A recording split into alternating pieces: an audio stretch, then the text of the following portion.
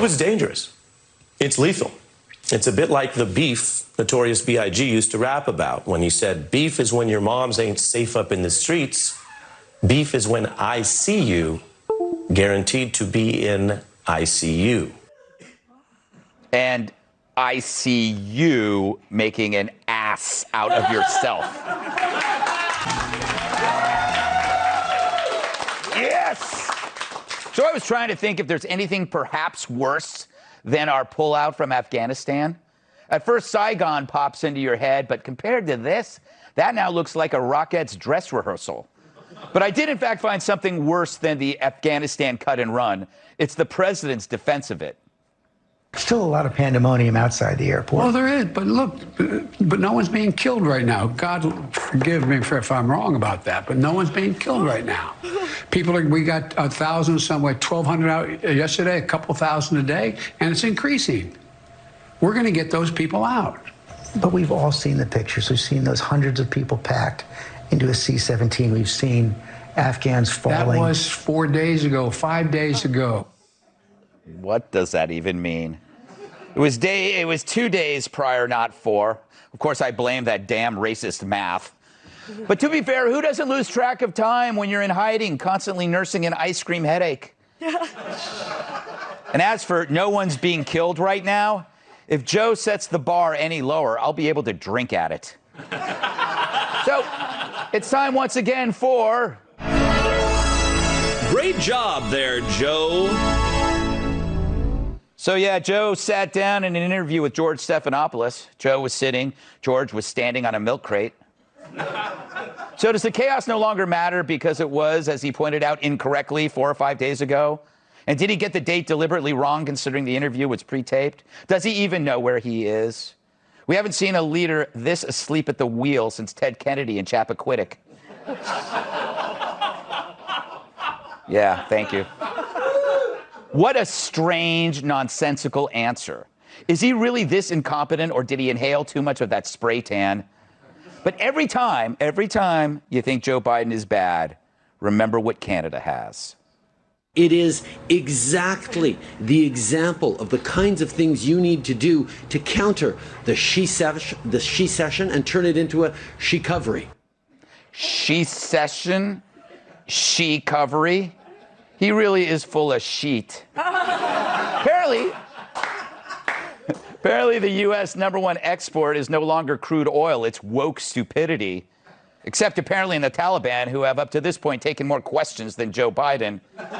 And then there's this pair. It sounds like you're saying this depends on diplomacy with the Taliban. That's it. That's our only option, is getting them to agree to do this. Well, let me add something here, Helene. We got a couple entry control points set up. A north one, an east one, and a third one at Abbey Gate. They're currently manned with consular officers, Marines. This is all part of the perimeter. Why is everyone acting like it's their first day on the job? And their entire job is to protect American citizens, and yet they're more scared of offending the political left than those we left behind.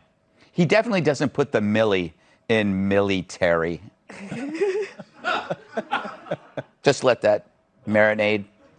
But in defense of the general, none of this was in any of Robin DiAngelo's books on how to be an anti-racist.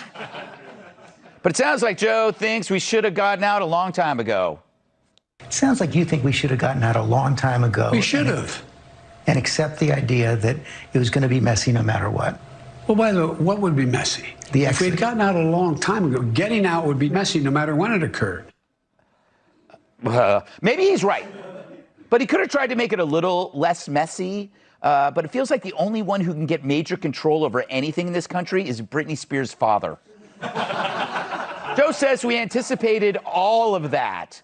But I wonder if the people clinging from the side of the plane were made aware of that. He sounds like Pee Wee Herman after flying over his handlebars, declaring, "I meant to do that." I guess the only safe and orderly exit the president could muster was the one directly after his first press conference to flee to Camp David. But the real shocker, of course, is that in Afghanistan took 20 years to maintain and then fell faster than Biden in a strong wind. It's Gutfeld Foreign Policy 101. The first thing you need to figure out after invading a place is how to get the hell out of it. Hell, any bank robber knows that. The getaway car is priority number one. It's like when I go to a biker bar. First thing you do is look for the exit. And a good meth dealer. Right, Kat? And now we have thousands of Americans there, and we, the most powerful nation on earth, can't get them out. Even France is sending in teams to go door to door. France, the home of mimes. So this moment sucks, because the whole entire thing sucks. People were making billions off the war. As pointed out by journalist Matt Taibbi, the Special Inspector General for Afghan Reconstruction found 30% of $63 billion in expenses examined was lost to fraud and waste. If the cost of the whole war was $2 trillion, the overall amount lost might be $600 billion. So like cake at a nursing home birthday bash, everyone got a piece. Everyone except the men and women who risked their lives there. Some of them died there, and the ones who are lucky enough to make it home will get maybe a pat on the head and hear, nice try, maybe next time. Veteran Daryl Owens said it well. The U.S. provided a level of stability to Afghan lives for 2 decades while trying to reduce the risk of terrorism to our country. Yet this week, seemingly in an instant, Afghanistan was given back to the Taliban with barely a whimper. So it's no surprise, according to a poll of 1.2 million vets by Mission Roll Call, 71% said this debacle was a reason for personal sadness. But who knows? Maybe the Taliban's changed. Do you believe the Taliban have changed? No. Let me put it this way. I think they're going through sort of an existential crisis about, do they want to be recognized by the international community as being a legitimate government? I'm not sure I would have predicted, George, nor would you or anyone else, that when we decided to leave, that they'd provide safe passage for Americans to get out. Well, that's a relief. No one predicted a safe passage from the Taliban. Well, Donald Trump might disagree. But if that's the case, you're saying it could have been far worse, but we got lucky based on the kindness of murderous strangers. Talk about having no plan. I put more prep into an animals are great segment than our leaders did to give citizens and allies in Afghanistan a safe exit. But what if the Taliban has changed? I'd like to see their new look. We're getting the Taliban back together. Introducing Taliban 2.0. It's been 2 decades, we've grown, and we be heading in the right direction. This ain't your grandfather's terror network. We killed your grandfather years ago. Sure, we still think women are inferior, and we still hate Jews, gays, Christians, Hindus, foreigners, and the Mets. Well, that's equality. But now we use the right pronouns before we kill you. He died. His death. See? And our local offices are always open to hear from dissenters. And we promise never to go door to door looking for you. We have been hearing messages from people who are saying that the Taliban and their fighters have gone house to house. Are you denying those allegations? Yes, I totally deny. They are not Taliban. So follow us on Twitter and subscribe to our YouTube page. They won't censor us because we don't criticize elections. And don't forget to smash that like button like the head of an infidel.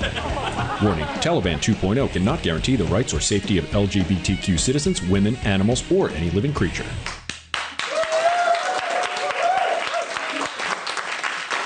So we got problems, but it's not just the new Afghanistan, it's the old Biden. He may be woke, but he's definitely not awake. Let's welcome tonight's guest. If she were a restaurant, all she'd be serving is straight facts. Director and former White House staffer, Amanda Millian. He went to Harvard and Yale, but don't let that fool you. He's actually smart. Author of the book Woke Inc., Vivek Ramaswamy. She's like a glow stick. Bright, fun, and often seen on the ground at a rave. Fox News contributor Kat Timpf. And when he walks to work, Janice Dean reports the weather as overcast. My massive sidekick in the NWA World Television Champion, Iris. Amanda, what do you make of this mess? Well, it's kind of so dark that it's hard to even try to have a sense of humor about it, but you've done a good job at that. That was well done. Thank you. I mean, the thing about it is that, you know, coming from having worked at the State Department and the White House in the former administration, it's a really dark thing to look at because they are right that it's a complicated situation and there's no good way to leave, but there's no way our administration would have let that happen. And the thing that I think people get confused about is why people get so angry and frequently point to the wokeism, the obsession with like Milley and these guys, certainly our current State Department with wokeism overdoing their job is because moments like this are why we need them to be good at their basic job. Right. Their most basic, fundamental job is to get Americans out of harm's way and to not conduct ourselves in a way that is this embarrassing on the world stage and projects this much weakness. It's actually a national security issue, and it's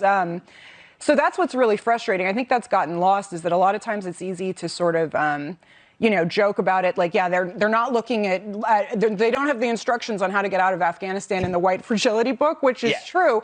But the frustrating thing is, you're like, add your little programs, add your eons of NGOs doing female bead-making entrepreneurship programs after you figure out the basics, It's a good point. I've only had somebody who wrote a book about wokeism on the set. So, Kat, Rebecca, this is why, like, when people dismiss that this wokeism isn't a big deal, it is a big deal because it replaces something. It totally does. It replaces American fortitude. I think there's exactly one way that Joe Biden could have prevented the situation from happening. It is issuing a threat to the Taliban, a credible threat that we will completely annihilate you if you renege on your agreements and mess around with our exit from Afghanistan. Yeah. And if you could do that credibly, they wouldn't have messed around. They would not have gone for Kabul. They might have done some small stuff around the edges in the tribal warlord area. They would not have gone for Kabul. But Joe Biden couldn't do it. You want to know why?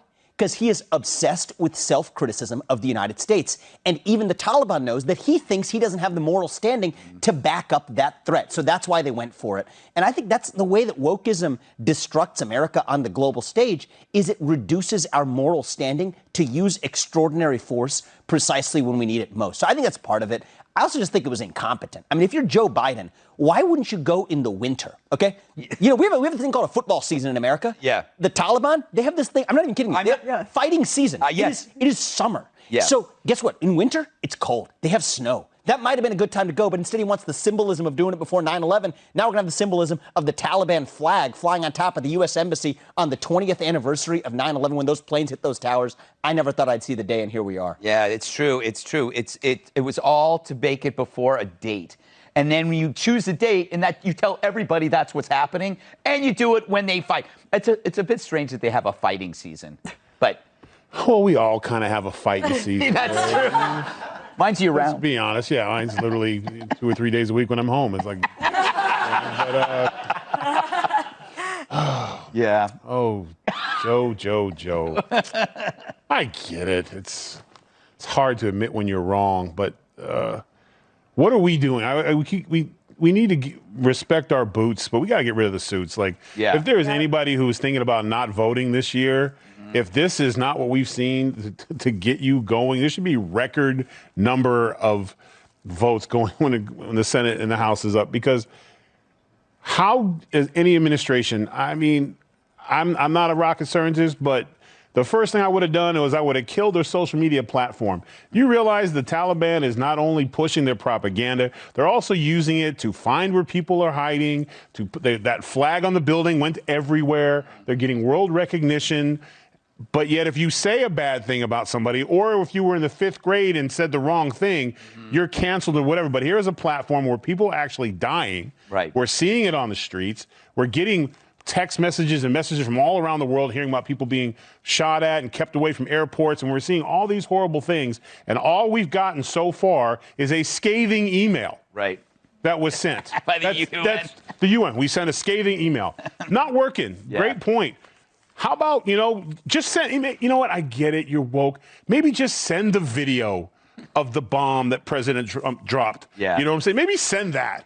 Or say, he's a phone call away. Whatever, because there was a time you didn't like what he said on Twitter, so you took him off. But his foreign policy, every one of those countries thought before they stepped. Yeah. Now they're just like our borders. It's open season. And they're literally posting while they do it. That's how arrogant and confident they are based on this spineless administration. Yeah. They need to send the Soleimani picture. Yeah, send the picture of what they did to what we did to Soleimani and clean all that up. Yeah.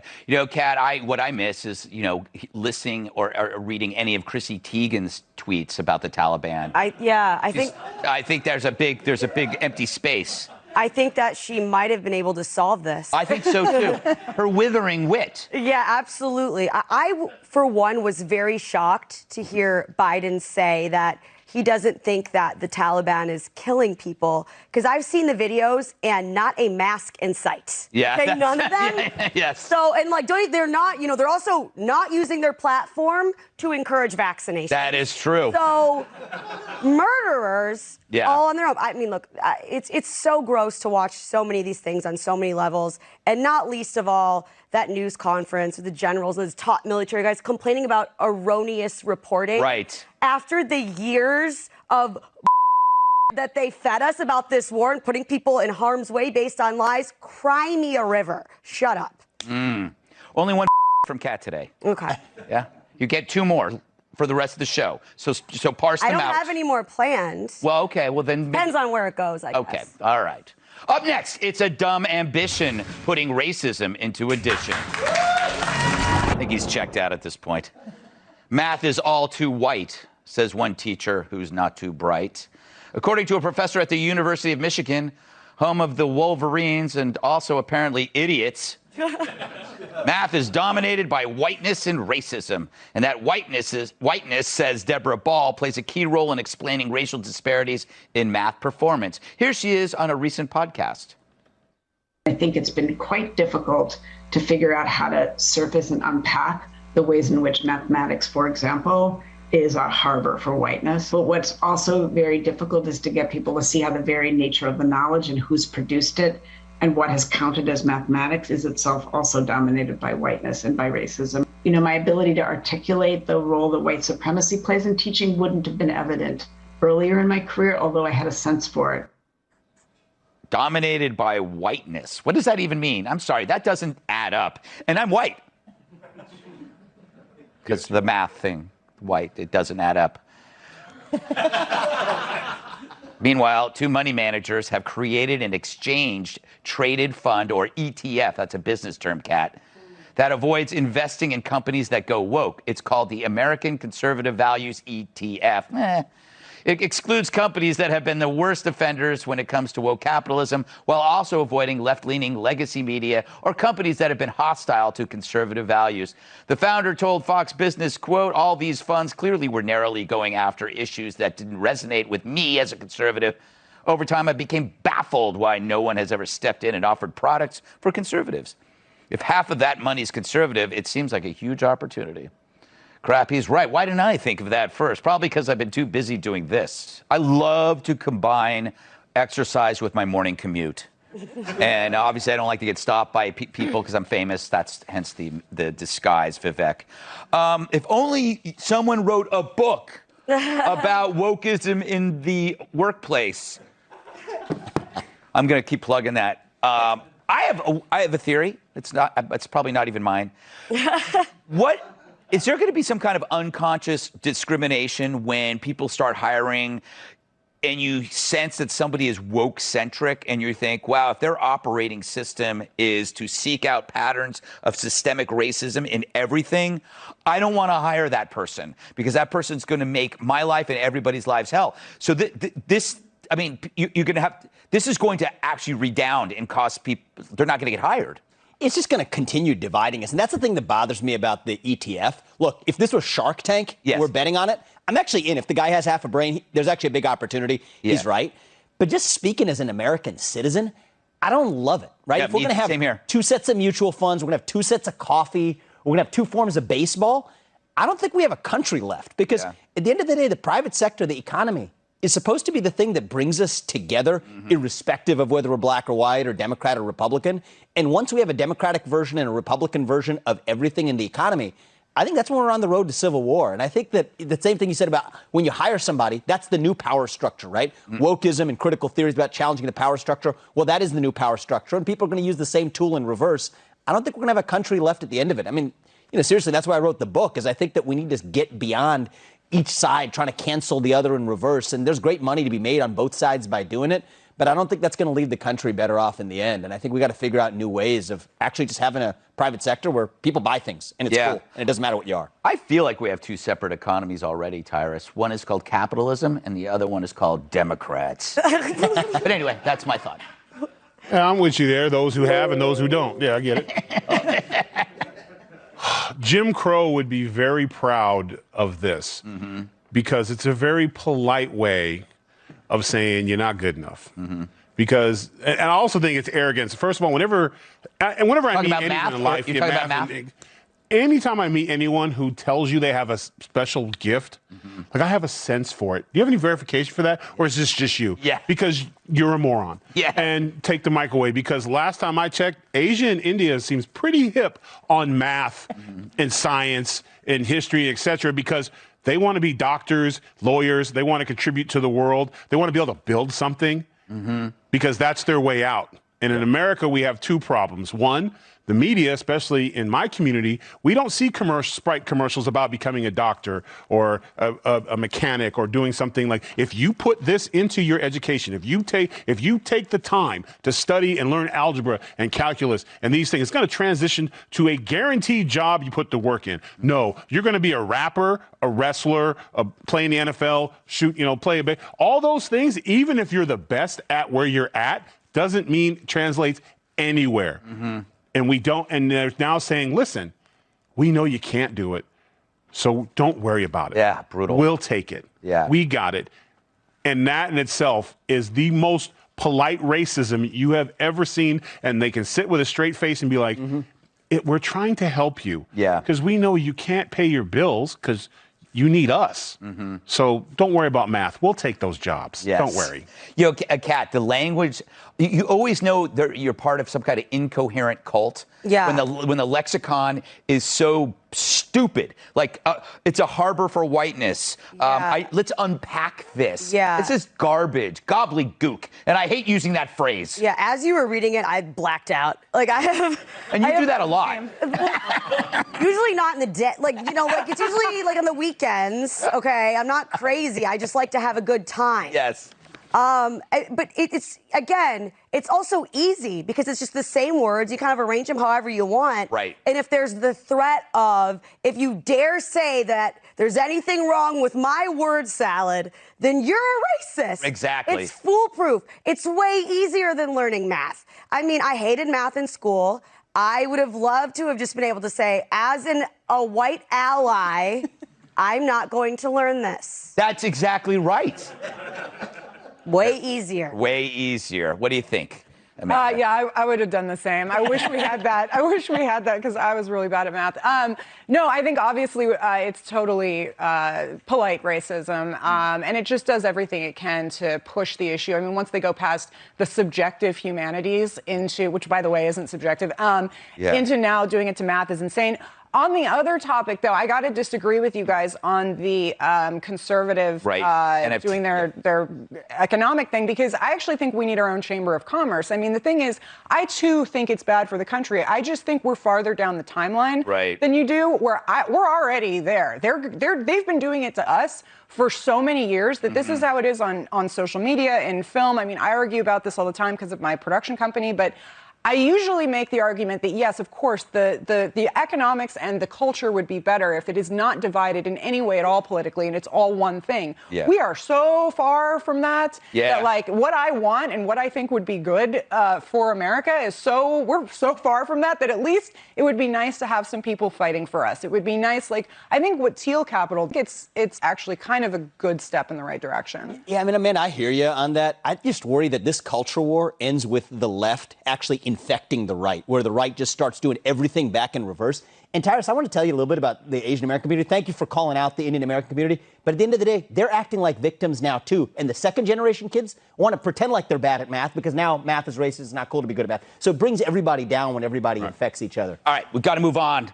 Up next, in Afghanistan, lots of drama. But where is Kamala?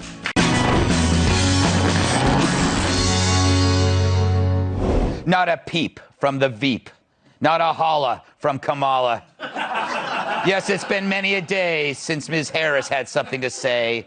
Silence from the VP. Where could she be? There hasn't been a sentiment from the quiet vice president.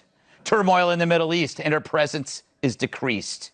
Yeah, while Afghanistan falls to the Taliban, Kamala Harris has disappeared faster than Geraldo Rivera's shirt when a camera's pulled out.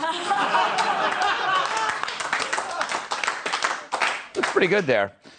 Is Kamala keeping a low profile because of her role in the Afghan debacle, or is she respecting the Taliban's wishes of silencing women? President Biden always said that he wants you to be the last person in the room, particularly for big decisions, just as he was for President Obama. He just made a really big decision. Afghanistan. Yes. Were you the last person in the room? Yes. And you feel comfortable? I do. Last person in the room. That was from April, and like the hitchhiker's ear that's been in my fridge since March, it hasn't aged well. Anyway, she's scheduled to come out of hiding tomorrow when she embarks on a trip to Singapore and Vietnam. You know, the same Vietnam where the fall of Saigon happened, kind of like the fall of Kabul. Wonder if she has a layover in Benghazi.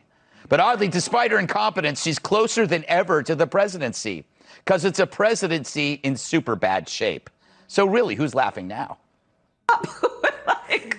What do you want to know? Well, I want to give you the opportunity. She's a barrel of laughs cat. Yep. What would you want to hear from her if she actually spoke? I don't know. I kind of feel like her not speaking is going to inspire a young generation to get into politics that otherwise wouldn't have. Because so many people, they might, think they can, enact some changes. They might like the power, the prestige, but they don't want to be responsible when things go wrong and deal with that pressure. She's doing it this new way where she does the magazine covers. She has the power. She has the prestige. But then when it's time to be responsible for things going wrong, she just goes, nah. Yeah. And disappears. And it does like self-care Sunday for like 6 days or whatever. Who did she learn that from? The president, right? It's all about vanishing. But what's scary is she is now closer to becoming president than ever, because I think people have lost confidence in Joe. I mean, I think so too. The thing is I try to look at I find the most entertaining thing about politics is the sort of one side faction fighting. Right. Because it was certainly very entertaining in our administration. So I try to take the fact that I don't like this administration out of it and look at it. And actually what she's doing makes total sense, because really this is an Obama-Bush war. This is a mistake that he was part of making. She actually had nothing to do with it. And if what I hear, the gossip about inside the White House, is it's really the Obama power base versus, her people, which is like this new kind of California group. For them to kind of disappear and say, don't pin this on me, is very crafty. And I don't see why. I mean, I have no love for Kamala Harris, but why should she step up to the plate on this when she doesn't know anything about foreign policy? She's never made a foreign policy decision in her life. And Biden was in with the administration that helped continue this. And, I think, though he keeps denying it. Right. So it's like, I don't really, of all the things I dislike her for, stepping back on this is really not one of them. What do you think, Tyrus? You know what? I disagree, because that was the job. The whole point was that in that horrible interview, were you the last person in the room? Yes. Back to you, Greg. Because you weren't the last person in the room. Yeah. Because you took the job saying that you were going to be involved in all the talk about Joe slowing down. The whole point was she was going to be the most. I mean, Cheney wasn't going to have nothing on her. Yeah. She was going to be involved. But I've been talking about this from day one. They're going to put. It's going to be scapegoat Joe. I'm ahead of you, President Trump. You're right. They're going to put it all on him. Now you're seeing the CNNs turn, and it's the president. You did call this. The president. And then what's going to happen? Then all of a sudden, someone's going to come forward and be like, I think he's a little slow. Yeah. We need him to step down. He needs to go home and take a nap. And then the progressive agenda is like, it wasn't us. It was the Obama and Joe. And we're new, and I'm here because that's the only way she's getting in that seat. She's unelectable in terms of personality and just not always, just coming across, just coming across like she just doesn't care. Yeah. If my role is to be next, if something happens to you, I mean, we'll sword fight in the parking lot. But the point, if something happens to you, I'm going to be ready. And when those meetings are on, like, yes, I was in the meeting, and we did this, and I would show enthusiasm, and I support the president, and I agree with him 110%. She said, yeah, I mean, I was in the room. Yeah, well, on the first 48, if you're the last one in the room, you got to talk. Yeah, that's true. All right, last word to you. Yeah, so look, I mean, she was the first female president of the United States. Everybody clapped. Look, I hate identity politics. I don't like it one bit. And if she's done wearing her badge of honor for the woman of color thing, I'm happy. Right. But this could have been her chance to stand up to the Taliban. She didn't. She wasted it. And I just think that shows her lack of leadership. And I think the only thing worse than Joe Biden being in that office would be her taking it instead. Yeah. Crazy times, huh? It's falling apart before our eyes. All right. Up next, an airline says don't use tape. when a passenger tries to escape.